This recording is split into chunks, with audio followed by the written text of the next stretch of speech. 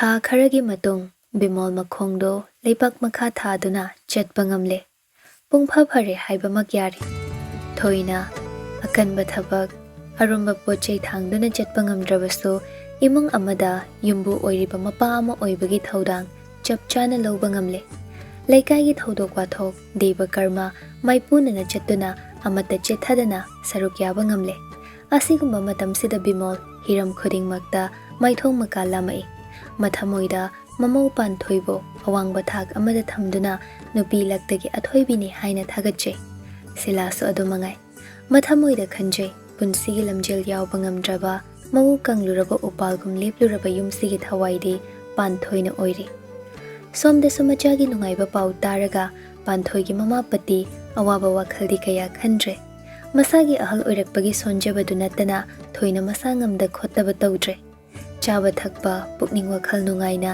ꯅꯦꯅꯥ ꯇꯥꯕ ꯍꯥꯏꯕꯗꯨ ꯑꯣꯏꯔꯦ꯫ ꯄꯥꯔꯤ ꯅꯣꯡꯊꯥꯡꯒꯤ ꯃꯒꯨꯟ ꯆꯞ ꯆꯥꯅ ꯈꯪꯏ꯫ ꯍꯣꯠꯅꯕꯗ ꯑꯣꯏꯈꯤꯅꯤ ꯍꯥꯏꯕꯁꯤ ꯃꯥꯅ ꯍꯥꯟꯅ ꯈꯪꯂꯕꯅꯤ꯫ ꯋꯥꯈꯜ ꯇꯔꯦꯠ ꯇꯔꯥ ꯊꯣꯛꯅ ꯈꯟꯅꯔꯕ ꯃꯇꯨꯡ ꯄꯥꯔꯤꯅ ꯍꯥꯏꯕꯗꯒꯤ ꯅꯣꯡꯊꯥꯡ ꯀꯣꯂꯦꯖ ꯑꯃꯗ ꯑꯦꯗꯃꯤꯁꯟ ꯇꯧꯈ꯭ꯔꯦ꯫ ꯁꯤꯚꯤꯜ ꯁꯔꯚꯤꯁ ꯑꯦꯛꯖꯥꯝ ꯊꯥꯕꯗ ꯈꯔ ꯆꯥꯟꯅꯒꯗꯕ ꯁꯕꯖꯦꯛ ꯈꯜꯂꯒ ꯑꯥꯔꯠꯁ ꯁ꯭ꯇ꯭ꯔꯤꯝꯗ ꯑꯣꯏꯅ ꯇꯧꯍꯜꯂꯦ꯫ ꯑꯦꯛꯖꯥꯝ ꯊꯥꯕꯗꯤ ꯌꯥꯕ, ꯇꯣꯏꯅ ꯀ꯭ꯂꯥꯁ ꯌꯥꯎꯗ꯭ꯔꯁꯨ ꯌꯥꯕ ꯀꯣꯂꯦꯖ ꯑꯃꯗ ꯃꯤꯡ ꯆꯟꯕꯤꯔꯦ꯫ ꯀꯣꯂꯦꯖ ꯆꯠꯇꯦ, ꯀ꯭ꯂꯥꯁ ꯌꯥꯎꯗꯦ ꯍꯥꯏꯕ ꯈꯛꯇꯅꯤ ꯅꯣꯡꯊꯥꯡ꯫ ꯌꯨꯝꯗ ꯍꯣꯠꯅꯕꯅ ꯁꯔꯨꯛ ꯆꯥꯝꯃ ꯍꯦꯜꯂꯦ꯫ ꯆꯍꯤ 3 ꯇꯝꯒꯗꯕ ꯂꯥꯏꯔꯤꯛꯁꯤꯡꯗꯨꯒꯤ ꯁꯤꯂꯦꯕꯁ ꯅꯤꯡꯊꯤꯅ ꯌꯦꯡꯂꯒ ꯂꯩꯕ ꯌꯥꯕ ꯂꯥꯏꯔꯤꯛ, ꯒꯥꯏꯗ ꯁꯨꯅꯕ ꯂꯩꯔꯦ꯫ ꯑꯦꯛꯖꯥꯝ ꯑꯃ ꯊꯥꯕ, ꯑꯦꯛꯖꯥꯝꯗꯨꯒꯤꯗꯃꯛ ꯀꯔꯝꯕ ꯂꯥꯏꯔꯤꯛ ꯄꯥꯒꯅꯤ ꯍꯥꯏꯕꯁꯤꯗꯤ ꯑꯦꯛꯖꯥꯝꯗꯨꯗ ꯍꯪꯂꯛꯀꯗꯕ ꯁꯤꯂꯦꯕꯁꯀ ꯆꯥꯟꯅꯕ ꯂꯥꯏꯔꯤꯛ パꯒꯅꯤ, ꯂꯥꯏꯔꯤꯛ ꯂꯩꯒꯅꯤ, ꯍꯣꯠꯅꯒꯅꯤ꯫ Any civil service exam, UPSC, MPSC, scope ꯆꯥꯎꯔꯕꯁꯨ ꯃꯥꯒꯤ ꯁꯤꯂꯦꯕꯁ ꯂꯣꯏꯅ ꯂꯩꯔꯤꯕꯅꯤ꯫ ꯃꯗꯨꯒ ꯃꯔꯤ ꯂꯩꯅꯕ ꯁ꯭ꯇꯗꯤ ꯃꯦꯇꯤꯔꯤꯌꯦꯜꯁ ꯈꯨꯗꯤꯡꯃꯛ ꯄꯥꯔꯤꯅ ꯃꯥꯒꯤ ꯈꯪꯅ ꯆꯥꯟꯅꯕ ꯑꯣꯖꯥꯁꯤꯡ, ꯃꯔꯨꯞ ꯃꯄꯥꯡꯁꯤꯡꯗꯒꯤ ꯂꯧꯕ ꯌꯥꯕꯈꯩ ꯂꯧꯔꯦ꯫ ꯃꯄꯥꯟ ꯂꯝꯒꯤ ꯃꯃꯤꯡ ꯂꯩꯕ IAS ꯀꯣꯆꯤꯡ ꯁꯦꯟꯇꯔ, ꯁꯝꯅ ꯍꯥꯏꯔꯕꯗ ꯕꯥꯖꯤꯔꯥꯎ, ꯁ꯭ꯔꯤꯔꯥꯝ, ꯔꯥꯎ, ꯆꯅꯛꯌ ꯑꯁꯤꯅꯆꯤꯡꯕ ꯀꯣꯆꯤꯡ ꯁꯦꯟꯇꯔ ꯃꯌꯥꯝꯁꯤꯒꯤ ꯁ꯭ꯇꯗꯤ ꯃꯦꯇꯤꯔꯤꯌꯦꯜꯁ ꯈꯨꯗꯤꯡꯃꯛ ꯃꯅꯤꯆꯟꯗ꯭ꯔꯅ ꯑꯣꯟꯂꯥꯏꯟꯗ ꯆꯦꯟꯕ ꯌꯥꯕ ꯆꯦꯜꯂꯤ꯫ ꯌꯥꯗꯕꯈꯩ ꯃꯥꯅ ꯊꯣꯛꯄ ꯉꯝꯅꯕ ꯊꯤꯕꯤꯔꯛꯏ꯫ ꯃꯈꯣꯏ ꯃꯌꯥꯝꯅ ꯊꯋꯥꯏ ꯌꯥꯎꯁꯤꯜꯂꯛꯄꯁꯤꯗ ꯅꯣꯡꯊꯥꯡ ꯃꯁꯥꯗ ꯍꯦꯟꯅ ꯍꯣꯠꯅꯅꯤꯡꯕ ꯑꯃ ꯐꯥꯎꯔꯦ꯫ ꯆꯥꯕ ꯃꯆꯦꯠ, ꯇꯨꯝꯕ ꯃꯆꯦꯠ ꯑꯣꯏꯗꯨꯅ ꯂꯥꯏꯔꯤꯛꯇ ꯃꯥꯏ ꯑꯣꯟꯁꯤꯟꯈ꯭ꯔꯦ ꯅꯣꯡꯊꯥꯡꯗꯣ꯫ ꯃꯔꯛꯁꯤꯗ ꯅꯣꯡꯊꯥꯡ ꯁꯦꯟꯅꯕꯗ ꯄꯥꯟꯊꯣꯏꯁꯨ ꯑꯋꯥꯕ ꯑꯃ ꯑꯣꯏꯔꯕꯅꯤ꯫ ꯌꯦꯟ ꯁꯦꯕꯥ ꯇꯧꯕ, ꯏꯪꯈꯣꯜꯒꯤ ꯊꯕꯛꯇꯤ ꯑꯌꯥꯝꯕ ꯕꯤꯃꯣꯜꯒ ꯁꯤꯂꯥꯒꯅ ꯍꯣꯠꯅꯈ꯭ꯔꯦ꯫ ꯅꯣꯡꯊꯥꯡꯒꯤ ꯆꯥꯕ ꯊꯛꯄ ꯃꯇꯝ ꯅꯥꯏꯅ ꯁꯥꯖꯦꯜ ꯇꯧꯍꯟꯕ, ꯅꯣꯡꯊꯥꯡ ꯁꯦꯟꯅꯕꯅ ꯄꯥꯟꯊꯣꯏꯒꯤ ꯃꯊꯧ ꯑꯣꯏꯔꯦ꯫ ꯑꯌꯥꯝꯕ ꯃꯇꯝꯗ ꯄꯥꯟꯊꯣꯏ ꯅꯣꯡꯊꯥꯡꯒꯤ ꯃꯅꯥꯛꯇꯒꯤ ꯂꯥꯞꯅ ꯆꯠꯊꯣꯛꯇꯦ꯫ ꯍꯦꯛ ꯀꯧꯔꯛꯄꯗ ꯇꯥꯕ ꯌꯥꯕ ꯑꯅꯛꯄ ꯃꯐꯝ ꯆꯥꯛꯁꯪꯗ ꯅꯠꯇ꯭ꯔꯒ ꯇꯤꯚꯤ ꯀꯥꯗ ꯂꯩꯔꯕꯅꯤ꯫ ꯅꯣꯡꯊꯥꯡ ꯀꯔꯤꯒꯨꯝꯕ ꯃꯇꯝꯗ ꯄꯥꯟꯊꯣꯏꯕꯨ ꯍꯦꯛꯇ ꯀꯧꯔꯛꯏ꯫ ꯃꯔꯝ ꯁꯨꯡꯂꯩ ꯂꯩꯇ꯭ꯔꯕꯁꯨ ꯄꯥꯟꯊꯣꯏꯒꯤ ꯃꯁꯛꯇꯨ ꯎꯅꯤꯡꯂꯛꯏ꯫ ꯅꯨꯡꯊꯤꯜꯗꯣ ꯄꯥꯔꯝꯕ ꯂꯥꯏꯔꯤꯛꯇꯨ ꯂꯦꯞꯄꯒ ꯄꯥꯟꯊꯣꯏꯕꯨ ꯍꯦꯛꯇ ꯀꯧꯔꯛꯏ꯫ ꯄꯥꯟꯊꯣꯏ! ꯄꯥꯟꯊꯣꯏ ꯇꯥꯕ꯭ꯔꯣ? ꯀꯩꯗꯧꯔꯒꯦ ꯗꯗꯥ? ꯄꯥꯟꯊꯣꯏꯅ ꯄ꯭ꯔꯞ ꯆꯪꯁꯤꯜꯂꯛꯇꯨꯅ ꯍꯪꯂꯔꯦ꯫ ꯅꯣꯡꯊꯥꯡ ꯆꯧꯀ꯭ꯔꯤꯗꯨꯗ ꯃꯀꯣꯛꯇꯨ ꯉꯥꯊꯩ꯫ ꯑꯁ, ꯀꯣꯛꯁꯦ ꯌꯥꯝ ꯆꯤꯛꯑꯦ, ꯑꯝꯇ ꯄꯥꯏꯕꯤꯌꯨ꯫ ꯄꯥꯟꯊꯣꯏ ꯏꯄꯥ ꯄꯥꯈꯠꯆꯩ꯫ ꯅꯣꯡꯊꯥꯡꯒꯤ ꯃꯅꯥꯛꯇ ꯂꯦꯞꯂꯒ, ꯌꯥꯝ ꯄꯥꯝꯃꯜꯂꯤ, ꯉꯥꯏꯍꯥꯛꯁꯨ ꯄꯣꯊꯥꯎꯃꯤ ꯗꯗꯥ ꯅꯪꯕꯣ꯫ ꯑꯃꯨꯛ ꯉꯥꯎꯗꯅ ꯆꯠꯈꯤꯗꯅ ꯑꯩ ꯄꯥꯈꯠꯂꯦ꯫ ꯀꯥꯏꯗꯅꯣ ꯆꯤꯛꯏꯕꯣ ꯌꯦꯡꯒꯦꯁꯦ꯫ ꯑꯁꯤ ꯍꯥꯏꯔꯒ ꯅꯣꯡꯊꯥꯡꯒꯤ ꯃꯀꯣꯛꯇꯨ ꯄꯥꯏꯔꯛꯏ꯫ ꯅꯣꯡꯊꯥꯡ ꯄꯥꯟꯊꯣꯏꯅ ꯃꯀꯣꯛ ꯄꯥꯏꯔꯛꯄꯗꯨꯗ ꯍꯦꯟꯅ ꯑꯃꯨꯛ ꯀꯦꯁꯤꯟꯅꯔꯛꯏ꯫ ꯑꯁ, ꯀꯣꯏꯄꯥꯏ ꯄꯥꯏꯔꯦ, ꯑꯝꯇ ꯐꯥꯕꯤꯌꯣꯕ꯫ ꯗꯗꯥ, ꯒꯨꯂꯤ ꯑꯃ ꯆꯥꯁꯤꯔꯣ? ꯆꯥꯗ꯭ꯔꯁꯨ ꯌꯥꯅꯤ, ꯄꯥꯏꯗ ꯄꯥꯏꯔꯣ꯫ ꯅꯈꯨꯠꯇꯨꯅꯅꯦ ꯑꯝꯇ ꯀꯣꯛꯁꯦ ꯀꯤꯠ ꯑꯝꯇ ꯅꯝꯃꯝꯃꯣꯕ꯫ ꯄꯥꯟꯊꯣꯏ ꯃꯈꯨꯠ ꯑꯅꯤ ꯆꯪꯗꯨꯅ ꯈꯨꯠꯁꯥꯁꯤꯡꯗꯨꯅ ꯅꯣꯡꯊꯥꯡꯒꯤ ꯃꯀꯣꯛꯇꯨ ꯇꯞꯅ ꯄꯥꯏꯕꯤꯔꯛꯏ꯫ ꯑꯃꯨꯛꯁꯨ ꯁꯝꯈꯣꯡꯗ ꯄꯥꯏꯗꯨꯅ ꯁꯝꯗꯨ ꯐꯣꯏꯕꯣꯏ ꯆꯤꯡꯕꯣꯏ ꯇꯧꯕꯤꯔꯛꯏ꯫ ꯇꯅꯧꯔꯕꯤ ꯈꯨꯠꯁꯥꯁꯤꯡꯗꯨꯅ ꯃꯣꯂꯤ ꯉꯛꯁꯝ ꯃꯄꯥ, ꯅꯥꯔꯨꯝ, ꯂꯥꯏꯕꯛ ꯁꯤꯟꯕ ꯊꯨꯡꯅ ꯇꯞꯅ ꯄꯥꯏꯕꯤꯔꯛꯏ꯫ ꯅꯣꯡꯊꯥꯡ ꯃꯀꯣꯛꯇꯨ ꯅꯣꯝꯃꯒ, ꯑꯗꯨꯃꯥꯏꯅ, ꯑꯗꯨꯃꯥꯏꯅ, ꯑꯗꯨ ꯑꯣꯏꯗꯤ ꯐꯗꯧꯔꯤꯁꯦ꯫ ꯗꯗꯥ, ꯐꯃꯨꯡꯗ ꯉꯥꯛꯇꯪ ꯄꯣꯊꯥꯒꯦꯔꯣ? ꯀꯣꯏꯆꯦꯟ ꯍꯦꯛ ꯆꯦꯜꯂꯗꯅ ꯉꯝꯁꯨ ꯉꯝꯃꯣꯏꯗꯕꯗ꯫ ꯄꯥꯟꯊꯣꯏ ꯅꯣꯡꯊꯥꯡꯒꯤ ꯂꯥꯏꯕꯛꯇꯨ ꯄꯥꯏꯔꯒ ꯂꯨꯃꯥꯡꯒꯤ ꯁꯥꯏꯗꯣ ꯃꯊꯛꯇ ꯑꯃꯨꯛ ꯅꯥꯟꯈꯠꯂꯦ꯫ ꯗꯗꯥ, ꯉꯥꯏꯍꯥꯛꯇꯪ ꯄꯣꯊꯥꯎꯁꯦ꯫ ꯉꯝꯃꯣꯏꯆꯣ, ꯂꯋꯥꯏ ꯌꯥꯝ ꯁꯥꯏ, ꯁꯣꯔ ꯑꯝꯇ ꯀꯥꯝꯃꯣ꯫ ꯄꯥꯟꯊꯣꯏ ꯅꯣꯟꯊꯔꯛꯇꯨꯅ ꯃꯆꯤꯟ ꯃꯆꯥꯗꯨꯅ ꯅꯣꯡꯊꯥꯡꯒꯤ ꯂꯥꯏꯕꯛꯇ ꯁꯣꯔ ꯐꯨ ꯀꯥꯝꯃꯤ꯫ ꯅꯣꯡꯊꯥꯡ ꯉꯥꯏꯍꯥꯛ ꯇꯨꯃꯤꯟꯅ ꯋꯥꯈꯜ ꯈꯜꯂꯤ꯫ ꯉꯥꯏꯍꯥꯛ ꯂꯩꯔꯕ ꯃꯇꯨꯡ ꯅꯣꯡꯊꯥꯡ ꯌꯥꯔꯦ ꯍꯥꯏꯕꯒꯤ ꯃꯀꯣꯛꯇꯨ ꯅꯣꯝꯃꯤ꯫ ꯌꯥꯔꯦ, ꯁꯤ ꯑꯣꯏꯗꯤ Makha chatthaba yarni. Farabo dada. Fare. Se, sidamda pham lause. Wa haige. Asi haraga ngatharamba makoktu nongkhattuna chawkriduda chumna phamai. Panthoibo chingsinduna manakta phamhalle. Panthoigi makhut paiduna. Nangi khutse. Kai mantra yipke haiwani. Asuk yam power leibasibo. Kai haiwaduna. Ngasaidagi phagi tawraga koksida changu yadaba. Koi pai raga leiramba paramatik to. Nangi khutsina kit namaga phabai wanida. Aigi koki memory collector oirini mase. As loire. Asing bani na harise. Nangse aigi memory capsule plus powerhouse oriban. Aina bo khangkau koraba. Vitamin ama watlabani khanguko. Hoise. Kaise mauge. Ahingba pambra, asaba pambra, mahima sembiruge. Chinse haigumba ma chaningum dawibo. Koi ga champraga semurada. Ado insem. Panthoi hogatuna thokre chakhumdagi wangang le. Dada, dining table sidang haktang phamgero. Hoi lage. Semba loira hairo. Loibo loira bane. Champra se koira di kharani lao dada. Nongthang lairik to khumchilam laga thore. Dining table da famtharai. Table da lairiba cover National Newspaper The Hindu du lauraga amuk pai. Angakbani. Chaba, thakba, tumba, pothaba. Mafam khuding domina leiba haitre. Dining table da phami. Manakta numittugi khabar du lairami. TV ka da phami. Current affairs thagi phongba lairik macha ama lairami. Isi sikhai tumluraso makeup thorakpada manakta GK lairik ama thamlami. Pumnamakse panthoina sinduna thamkhrabani. Tasengna hairabada nongthang matam chuppada lairik ka loina duna leire. Even washroom toilet changba phau masada kharak kauganba. Ningsingbada waba theory, law, formula. Chejet amada isinduna hekta pusili. Ngahak warakpa matamda panthoina manakta leiraba. Magi oina fam awaba kaufam oire nongthang. Matam chana pisaba matam chana tumhanba. Setliba mapi marol luna nana thamba panthoigi mathau oire. Somdana mani chandra itat-tatana nungsi tombiga fonda wari sanai. Nongthangna matau karamna lairik pari hotnari haibasi pau lauribani. Pau laubagi namada ayuki nungdangi wari sanaduna nungsi tombibo senajaribani mani chandra. Nungsi tombi angang oiribani. Nungsi nungolgi maramda thoina WakhaL thadade. Mani chandra na khaliba WakhaL dudi mana khangba natte. Angang oibagi icham chamna wari sanai phagi jogai taune. Masidani mani chandra na thamoi mapan thoktanaba hotnabada awaba ma oiriba. Matang matam ama soibadagi chahi ama chontharaga class 10 du tharage haiduna leire. Chahi chonthare thengthare haiduna masada lairik paningdaba leite. Ayuki nungthilgi tuition chatli. Thawai yauna hotnari nungsi tombi. Nungsi tombi manada phone du naplaga wari sana chaksangda changle. Hole yele baihanjara o haibro. Bahalo. Interview umta loge. Tajawa tamani gi phone. Asi haraga dining table da khabar paduna leiriba nongthang da phone pire. Nongthang na hello. Laryam pa baira. Hello ko aisidi sure dai koi dau. Panthoi nungsi tombi da haire. Tombia khoi sembiro natraga cha thaksira. Inama chawin thaksi. Ima hoidi tombia. Inkol da lehobane inama kauro ora. Chalon balorega kaurase ai jalo lagi. Phamo tombi. Luraga hairo inama ai suma panda leigiba. Inkol changdaba kuiri angdabu chango kige. Nungsi tombi thokre panthoi jaloli. Phone da nongthangna khara doragani da. Tobiyu khara da nade yam doro hairini. Phaudo khraga halo haiba phawairamdradi chomna nindongni mi da. Ho adunani. Aina hek interview laurise. Practice to wali ni khangu. Ita hello ai bus yam luine. Hello gi kesi yam jawrame. Hello say yam lubani da. Magi maramda khangdradi hairo dakbige. Nongthang na hello gi maramda essay competition tawradi aina makoki first da leini. Ha ai gi matau tamjau ko nangdi. O mi tau tambam jadi itau tamjau. Lonyan yoba sakta nangondagi kari tamninga yaurige.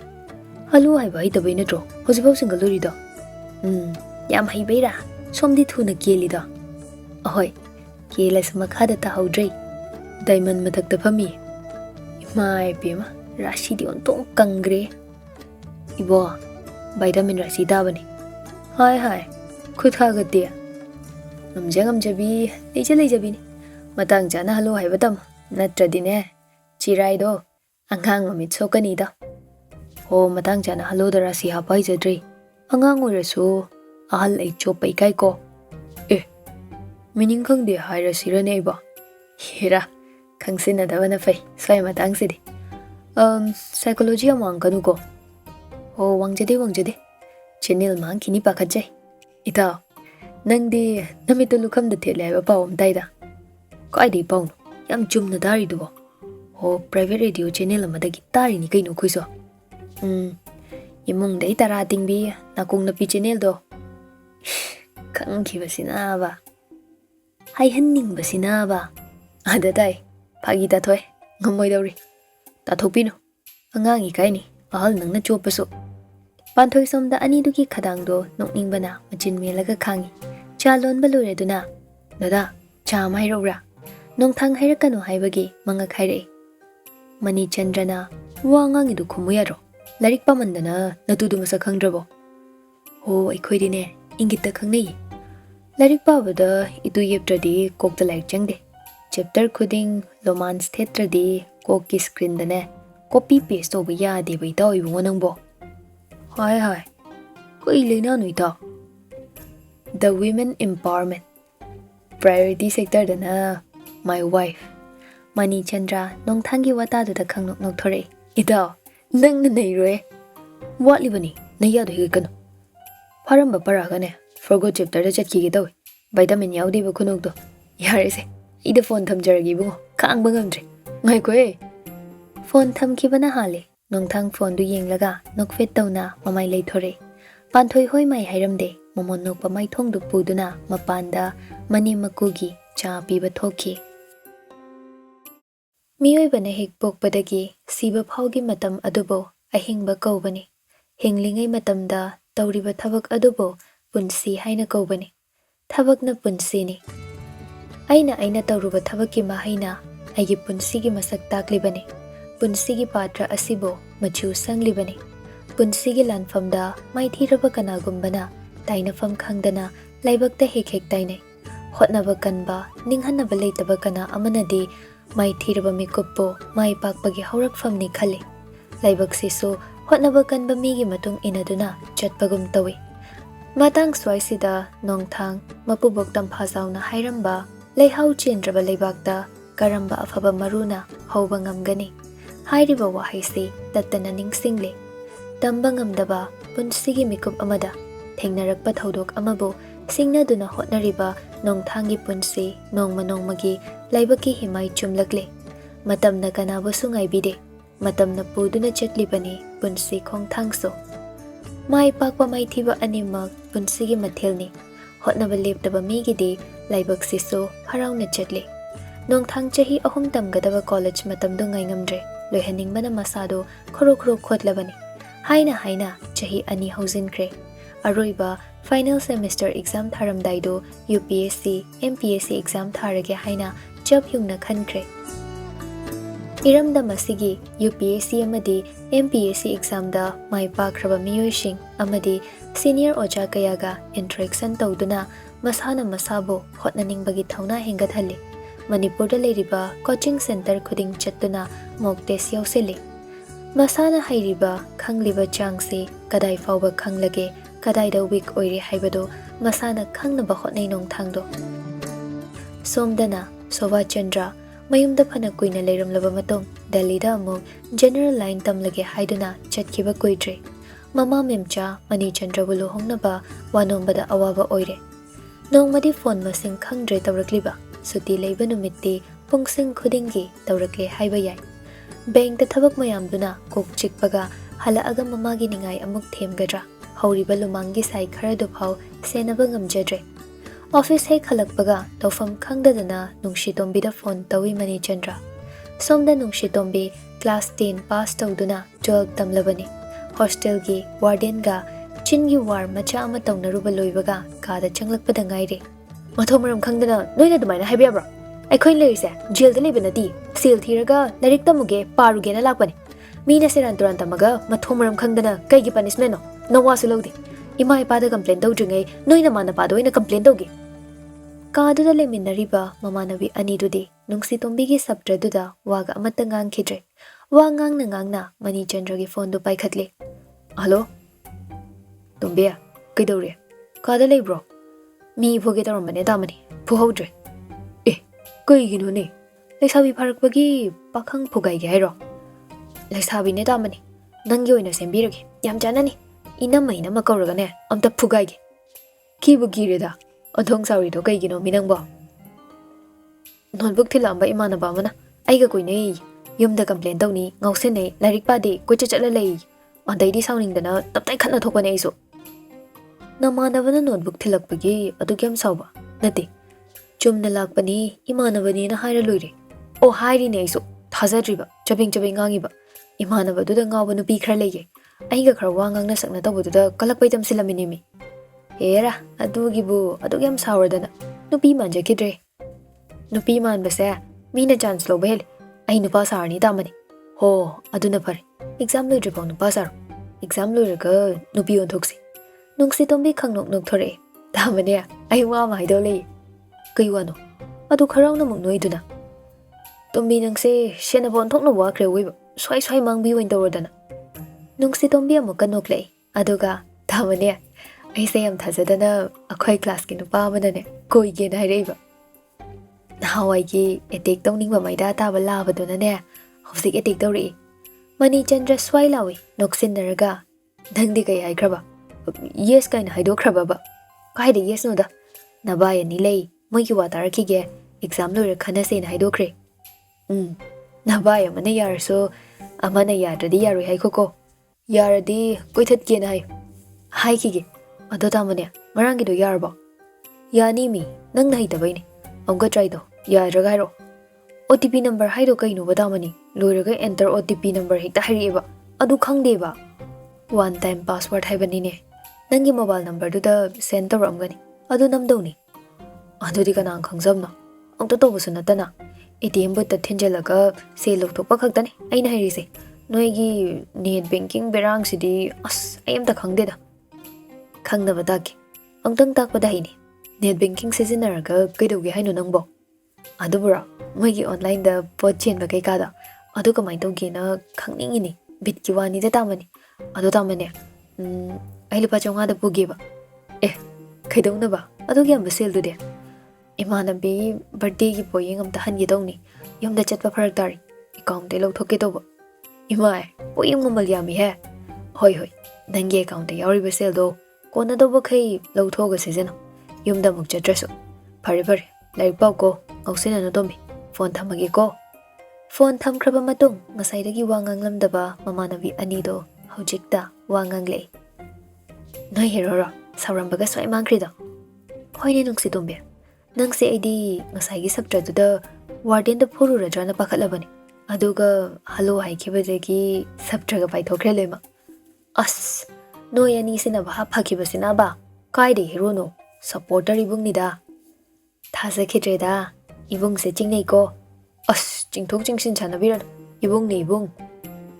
Nabung do chingnei ko koi. Somdana Sawas Chandra na leiriba kaduda ngambalai. Thikagi thabak ama lakpadagi Sawas Chandra gi manakta changlakpani. Icham chamna wari watai sanarambadagi anidu sangatnare. Ashengbudo haidodi kamdoba. Ngambana sakhi leiba prof yawbana de. Ahina mawalode. Kanamta kide. Tawninga tawshanu gainu. Ngamba nasana nasagi naraldu lotlaga legano. Sakhi leiba wani mado. Adudi nangna khangba wani. Nangonda leire. Ai phabada nangsu yawni. Thawdoktuda nangshu chena de yawde habadi yarui. Ai jail da jangaso ai de chumbado haramni. Oh, nang haido kresini ne. Oi. Nangshu ai na hojik khudak ta hatokpa ngami. Yam thawna phaba sagano. Ngama haludi. Mi hatpa ngamba nangshu ai na hatpa ngami kawgano. Thawna yam pharida. Oi. Nupi doina masa so amdrido. Mabu manghangi khanbai nati. Manghangi khaladi numituda dumak hatokpa natraga nupi oibigi jet phau loramba yan. Soiba haise tamba ngamba nati. Ai shu tasingna soikibani. Hat kiyawna hatkibadi natedana. Soikibani na hairidana. Hat kiyawna hatrasu asengwadudi haiba kaidoge. Nangna phausadana nupido muk launaba hotnari kaigino. Numittuda thamoi sengna kanbibadi kaige. Ngamba WakhaL fathare. Hojikbo kanana muk thigalaktorigene. Loina khraba thupchin khraba wani. Nangna thigalaga chumbado puthokse. Ibani jel changminasi kashu kaide. Ngamba hawkhibado ningsinglaga nungaitana Subhashandrada haire. Bhai, aishumini. Soikre lankre haibadi ishana khangi. Aina mi amabu singnarubane. Aina khaliba wakhalsiga mana khaliba wakhalduga manaramgadra khalubane. Adubu made achamba mi oiramdre. Matang charabadi ongtang lale haijagina khalibane. Aduga miduna piningbadandi pirakpada ai harauni yagani bhai. Phare, ngasigi de aishu chakhragi. Nangna soibo haina drive ai khangi. Asi hairaga ngamba chatagi haiduna kaadudagi nungaitana thoke. Subhaschandra ngambabu yengduna leihore. Khamlubasu tawdre.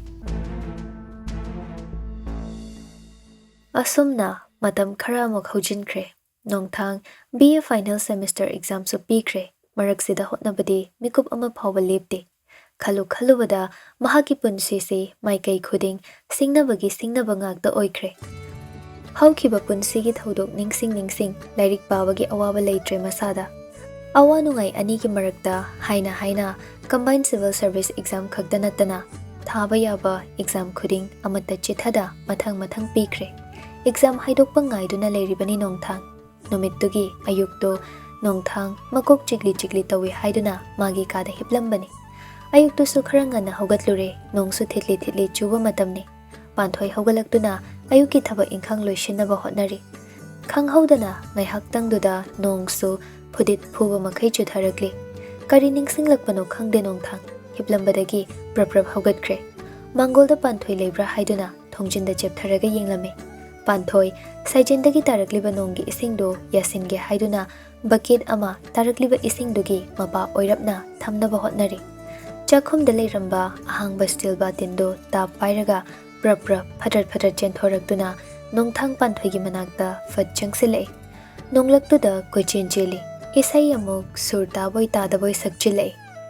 Aigi punsi inga nonglakshida thabal oina ngalaro nongliktana cham thokraba thajaba nangna asagi yening hulhanbiro. Panthoi nongthanggi phibam tawthorakliba acting setliba dress nong maraktuda tawrido nokningbana loire. Masa nungaite haikibadu ningsinglaktuna dada kaino toidubo nakoktu chiena haraga amuk na batare mi. Amuk kochen chelaga isai amamuk sakla inong thangdo. Sibu aina ngauge ngaubara inga nongjuna. Nongthang saklamba isaidu chaplepe. Makhud aniru tingthoktuna mamit lauthore. Ima